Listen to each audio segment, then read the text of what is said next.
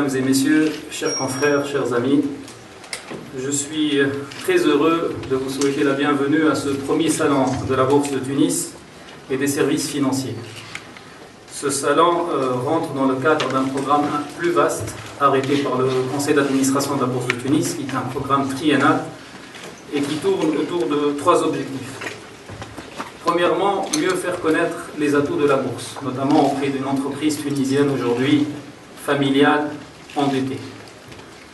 Les atouts de la Bourse de Tunis, c'est de permettre à ces entreprises de se recapitaliser sur le marché et de résoudre aussi un problème patrimonial, puisque nous savons qu'une grande partie de notre tissu industriel et économique est fait par des entreprises familiales et que pour la transmission de ces entreprises, la bourse peut être une solution.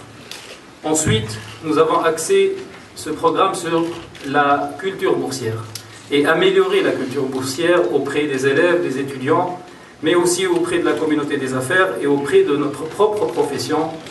Nous sommes très heureux aujourd'hui de vous dire que notre corporation commence à être visible.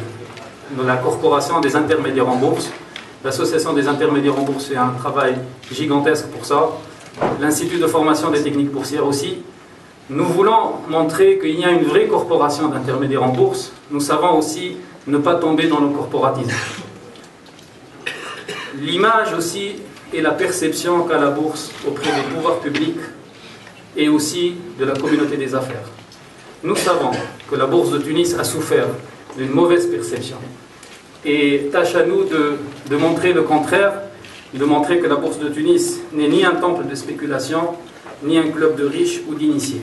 C'est plutôt un lieu où une entreprise, où l'État tunisien peuvent se financer pour le développement économique de la Tunisie. Je ne vais pas revenir sur ma thèse que j'ai dite souvent du paradoxe de la Bourse de Tunis, c'est Hamadi, vous le savez maintenant. Le paradoxe est le suivant, je vais le dire en 2 mots. Vous avez d'un côté une infrastructure technique, vous l'avez vu, humaine et réglementaire, qui répondent aux meilleurs standards en la matière. De l'autre côté, voici quelques chiffres de la Bourse de Tunis. 5% du financement de l'économie. Une capitalisation boursière qui représente 24% du PIB, contre 80 et 90% dans des pays voisins et comparables à la Tunisie. À peine 59 sociétés cotées, beaucoup de secteurs du PIB qui ne sont pas représentés, et pas des moindres. Le textile n'est pas représenté, l'agriculture, les télécoms, l'énergie, et j'en ai sans doute oublié d'autres. Tout ça devrait changer à mon avis. Le seul message le plus simple qu'on souhaiterait véhiculer au cours de ces 2 journées, auprès des pouvoirs publics, j'insiste beaucoup, auprès de la communauté des affaires, c'est de leur dire la Bourse de Tunis est prête pour financer l'économie. La Bourse de Tunis est aujourd'hui une sorte de moulin bien huilé, sans grain à moudre.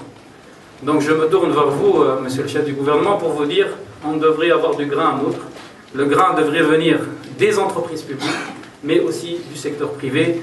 J'en parlais tout à l'heure avec monsieur le gouverneur de la Banque centrale, notamment au niveau de dette qui existe au niveau des entreprises tunisiennes.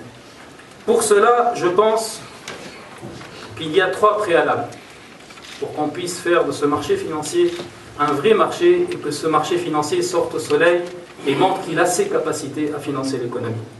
Le premier, c'est la volonté politique.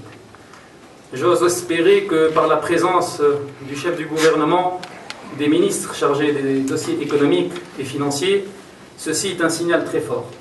Ce signal va se traduire aussi dans un proche avenir par la cotation notamment d'une partie des entreprises publiques. Deuxième préalable, c'est que les intermédiaires en bourse continuent inlassablement à porter la bonne parole des fonds propres, d'aller voir les entreprises, de continuer à aller les voir pour leur dire il faut absolument vous recapitaliser, aller en bourse, c'est pour la pérennité de la société. C'est Hamad, et j'ajouterai que le plus grand gagnant d'une bourse importante, c'est l'administration fiscale. Parce que nous croyons et nous continuons à croire qu'une société cotée est substantiellement plus transparente qu'une société non cotée. Je termine en disant le point central, et ici je fais référence à ce qu'a écrit monsieur le gouverneur de la Banque centrale dans le livret qu'on a préparé spécialement pour ces 2 journées, et il a dit en substance il faudrait qu'il y ait un travail main dans la main entre le marché financier et les banquiers commerciaux tunisiens. Nous savons aujourd'hui que le plus clair des entreprises candidates à la bourse sont avant tout les clients des banques commerciales. Et il faudrait que le banquier commercial tunisien aujourd'hui arrive à dire à ces entreprises-là: je ne peux plus vous suivre au niveau du crédit, il faudrait peut-être vous recapitaliser et agir sur le haut de bilan pour donner plus de fonds propres, et j'ai les équipes à l'intérieur même de la banque commerciale pour le faire. Je regarde c'est Abdelwahab Ben Ayed qui a gentiment accepté notre invitation. Pour moi, c'est le meilleur témoignage. C'est Abdelwahab Ben Ayed qui dirige Poulina depuis plusieurs décennies, est venu à la bourse. Il va vous expliquer pourquoi il est venu à la bourse, notamment pour lever des fonds, mais aussi pour un aspect patrimonial. Voilà, j'étais peut-être un peu lent. L'ambition de la bourse est extrêmement importante. Vous avez vu les opérateurs, il y a eu une mise à niveau quasi intégrale.